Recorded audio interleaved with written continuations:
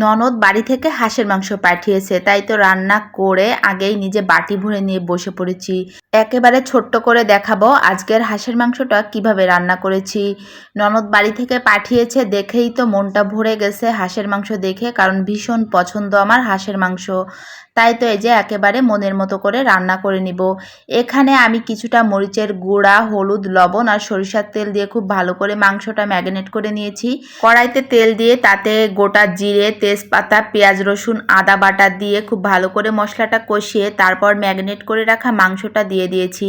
এভাবে হাঁসের মাংস হাতে মাখিয়ে তারপর মশলা কষিয়ে রান্না করলে ভীষণ মজা হয়। মশলার সঙ্গে মাংসটা যখন খুব ভালো করে কষানো হয়ে যাবে তখন আমি এখানে গরম জল দিয়ে দিচ্ছি, সাথে কিছুটা আলু দিয়ে দিচ্ছি, কারণ বাঙালি তো আলু ছাড়া কোনো মাংস কেমন জমেই না।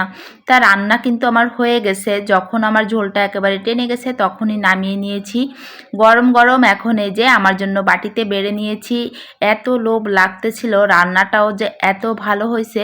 তোমরা যদি এভাবে রান্না করে না থাকো অবশ্যই একবার হলেও রান্না করো, যদিও রেসিপিটা খুব সুন্দর করে দেখাতে পারিনি।